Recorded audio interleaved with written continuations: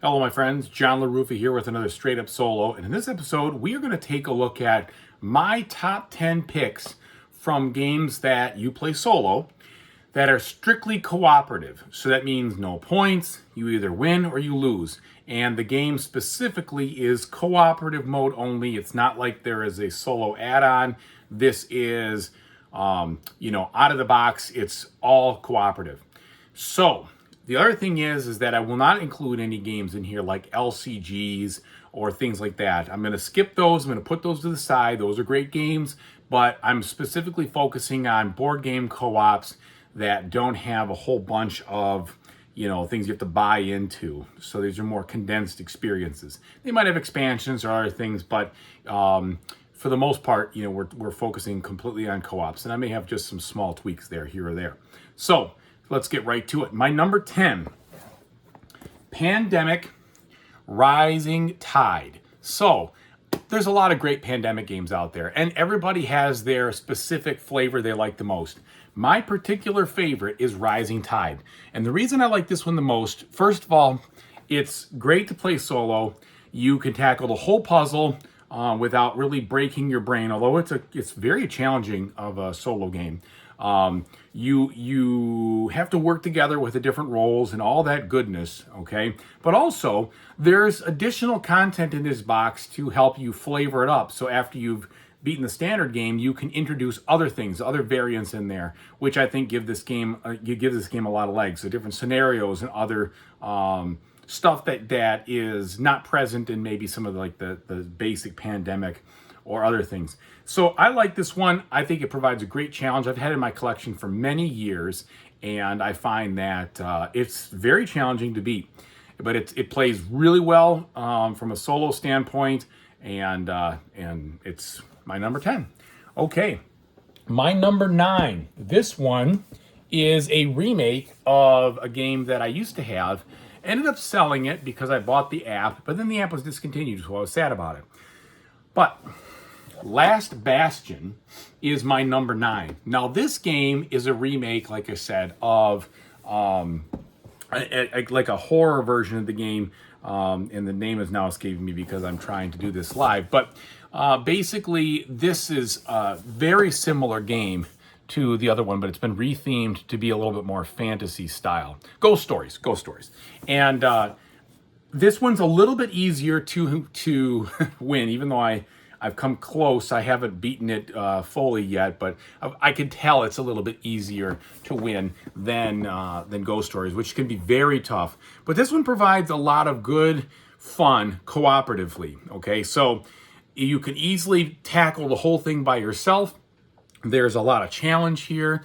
The board placement and the placement of your pieces works really well. So those who don't know this game, you basically are trying to deal with threats that come in from a 3x3 grid, and there's different enemies that come in on each side, and you have 4 different roles that you are controlling. At least that's how I play. And each of the roles has special powers, and each of them are trying to defeat these monsters that are coming in before you can get to a point of the deck where you can beat the champion monster. And then each of these spaces has a different action that you can do, which will help with that whole accomplishment. I just think it's a very, very good, very well-designed game. Besides the game that spawned it, of course, there's nothing else out there that I find quite like it. So I really like Last Bastion. That is my number 9. My number 8, you got to have a good tower defense game in here, and I would say Kingdom Rush Rift in Time is the one for me as far as a tower defense solo cooperative experience goes. This guy is just a ton of fun. It is a massive puzzle to work out. Okay, so here, just like the different tower defense games, you have enemies coming in on these cards and marching down to the spot where they're going to, break through. And if they break through, you end up losing, right? Or a certain amount of times. Some enemies can come in. But the way that you do it is just like a tower defense game. You're going to be putting in different structures, towers, other things, cards that will help you shoot these enemies. And the way you do it is by matching up these polyominoes to cover your spaces. So I think that's so fun. It's like a mini puzzle inside a puzzle, which is just a ton of fun. I love how you upload or upgrade different towers. I like how things level up. I like how the pieces themselves provide an interesting puzzly challenge every time you play, and I think it plays fantastic from a co-op standpoint. There are 10 separate levels in there, and then I think you can also do some random setup, but there's plenty of content in that game. Really enjoy it. That is my number 7. My number 6 is a game that you may or may not have heard of. It's pretty old at this point, but it's the Big Book of Madness. So this is a cooperative game which relies heavily on deck building, and you're trying to defeat these different beasts that come out of this, Big Book of Madness in different ways with the cards you draw, and it's just a very unique game that's extremely difficult. I have yet to win this game. You always feel like you're just so close, but you can't quite get there. And you're doing it through deck building, deck construction, customization of the different cards you're getting. You learn new spells. The spells help you deal with the cards. It's just a really enjoyable experience. And each of the game comes with several different characters you play. Each of them plays differently, has different special abilities. The Big Book of Madness is really a lot of fun, and I really like it. Now, I have not tried the expansion for it, because I found the base game actually quite satisfying, and that's usually surprising that I don't go for the expansion as well. But I've stuck with the base game and really enjoy it cooperatively from a solo perspective. All right, so that is number 7. Number 6 is going to be on a lot of people's lists, and this is the new and updated version of Robinson Crusoe. So this game, I mean, you can get brought to tears by this game sometimes. I mean, it can be so punishingly difficult, so tough, but yet it's rewarding. It's just fun. These scenarios in here, they come with, I think, 9 in the box, 8 or 9, and you can also buy different scenarios like I have over there, the Robinson Crusoe Cursed, it's like a mystery tale one, which is also a lot of fun. It's a specific campaign that plays one after another. But there's just so much to enjoying this box, and it's very challenging. So you have to be prepared for it. It's a game of risk management. You're trying to get as much as you can done with the characters you have in a specific amount of time. And if you play it too safe, you'll never win. So you have to take risks. And if you get unlucky, then things collapse on you and you lose. But managing the risk and understanding when it's worth trying to take a risk and not when something has to be successful is really cool. But also the scenarios are so varied. The way you focus on different things and the way you play the scenario provides some just really nice narrative flow and just a challenge and a different experience almost every time. Now, if you like Robinson Crusoe, you might also like First Martians. And I was debating on which one to put in, but I think Robinson Crusoe is a better overall game from a design standpoint. There's just more flushed out in there, even though I really like First Martians as well, that you need to use an app for. And there's a couple of other things, and maybe it's a little bit more fiddly than Robinson Crusoe. It's more of a, I don't know. They're both survival games, right? But that one seems like it's more like things just constantly are falling apart. You're trying to keep them going while accomplishing things. Here, that sort of happens too, but you're also investing in some different techs and other things to make it a little bit more easier for you to accomplish your goal. You got that in there too. It's the toss-up, but I think the Robinson Crusoe Revised Edition just slightly nudges out First Martians. So that's my number 6. Number 5 is a very old game, and one that I don't know if you can find anymore. Maybe you can. And I bet this doesn't come on people's lists very often from a co-op style game, but it is. This is Space Alert. Space Alert is a brain... it's a real-time game in which you are listening for about 10 minutes, a narrative track, okay, that's telling you where threats are coming in, different situations that you have to respond to. And what you're trying to do is you're trying to deal with all of this planning by setting up these cards and putting them in different spots to move your guys around at certain times, to push buttons, to pull levers, to be in a certain spot, to deal with the types of threats that come in. And as they come in, there are different ways that they have to be dealt with. And it is just a brilliant puzzle to try to do solo. Yeah, it works great for if you have a bunch of people too, but solo is like a challenge. Just, can I keep it all in my brain? Now, it is the most stressful game I probably own from a real-time solo standpoint, because you're not going to sit down here and take it easy. You got to sit down to this game and then you've got to be ready. You push that button and you are paying attention. You've got to be planning things. You've got to be making sure your timing is right, kind of knowing where stuff's happening, and things are constantly coming into you real time for that 10 minutes to tell you, oh, this threat's going to be here at this time, this one's going to be here at this time. And the cool thing is if you can pull it off, winning this game is the most euphoric game experience when you win, because you're like, yes, I got it all done, I survived. I shot that guy. I loaded the cannon. I had everything where it needed to be. This thing had batteries.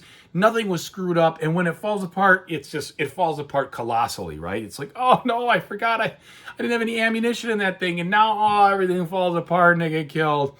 But it's a short experience because you've got 10 minutes of planning and basically 10 to 15 minutes of resolving and seeing if you want or not. I really like it. And if you're really up for a challenge, throw in the expansion, and then that becomes really tough because it has double actions and other things. And that is it also adds some campaign style things, but it really takes it to the next level from a solo standpoint. So Space Alert is my number 5.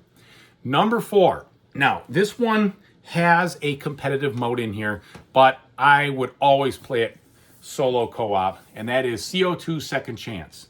Now, CO2 Second Chance is a Vital Lacerda game, and so when you think of Vital Lacerda, you know you're going to get heavy actions, you're going to get a lot of procedural things that you have to do, and this game is no different, right? When you take specific actions, you do this, then this, then this, then you can take auxiliary actions to do this and this, and that's the kind of game this is. There's a lot of planning that goes into each of your turns. There's a lot of forethought you have to do to think about what's coming next and what kind of energy types you need to invest in, what kind of bonuses they'll unlock, what kind of money you're going to have, and carbon emission points, and all these other things that you have to juggle here, research cubes, etc.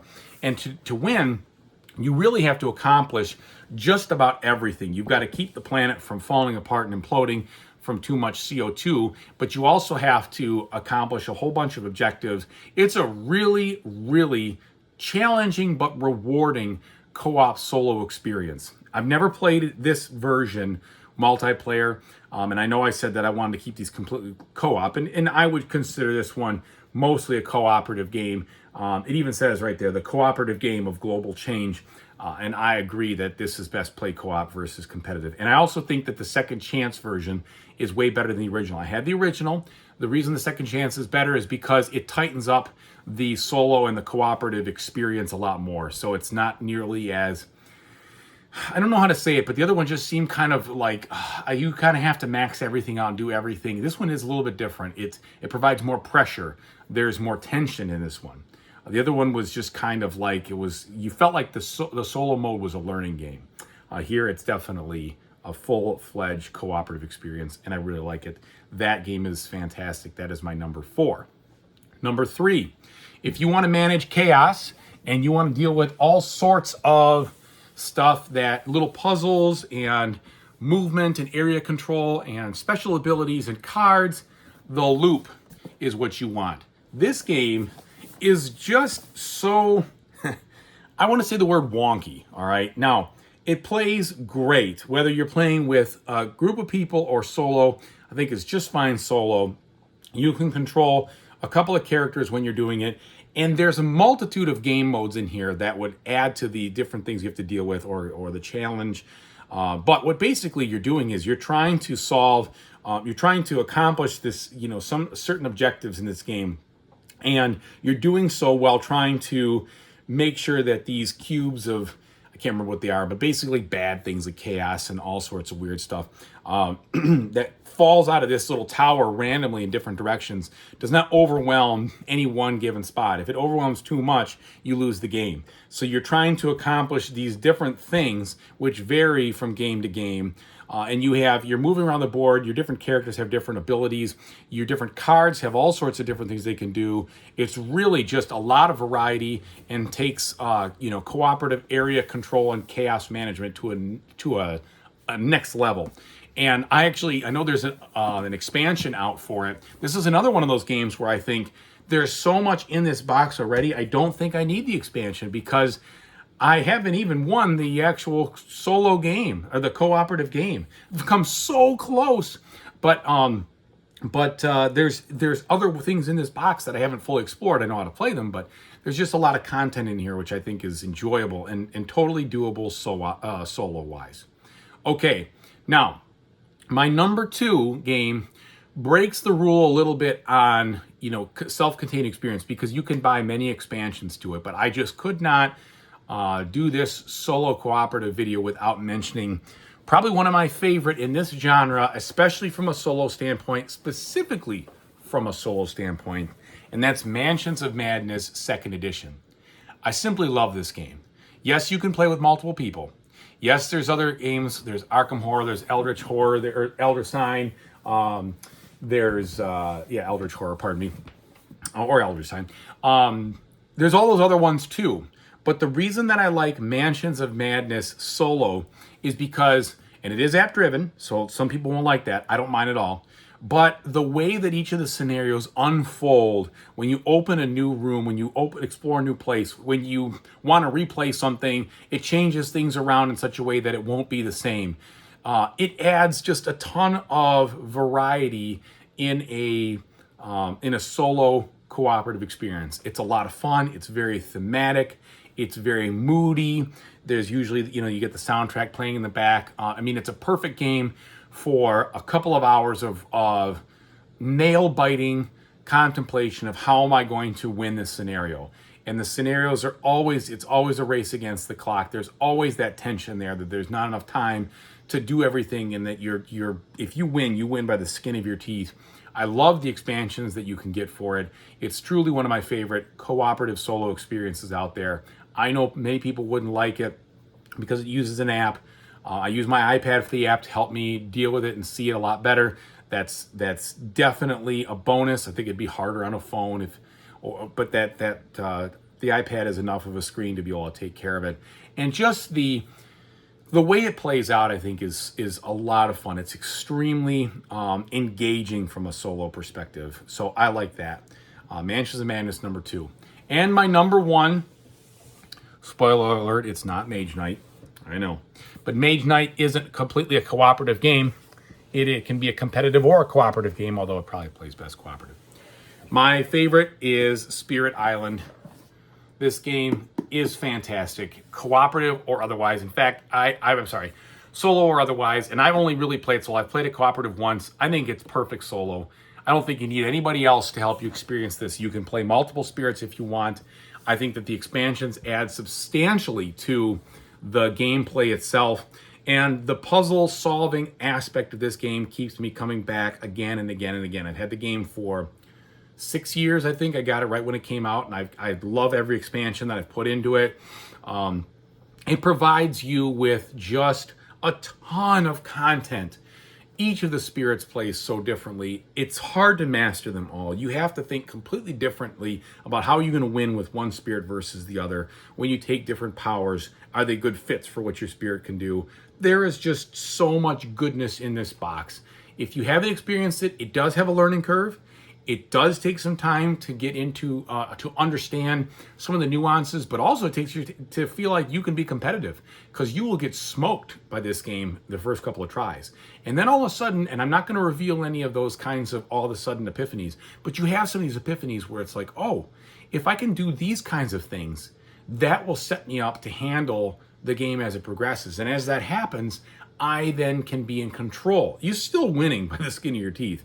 And I'm still playing on the easiest of modes. I am by no means a master on this game. But I love it. I absolutely love it. I think it's super fantastic. It is fully cooperative. It's the only way you can play it. I think it does just an outstanding job solo-wise. So that's my top 10. Again, I focus specifically on the games that are cooperative in nature.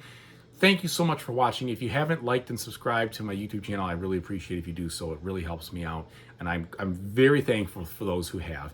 I'll keep doing these top 10 videos. I've got a bunch of other videos out there. Check them out. They're all on my channel. I do a ton of different unboxings, ton of different solo reviews. So hopefully I'm adding value and making your solo experience in board games much better. Thanks everyone for watching. I really appreciate it. Have a good one.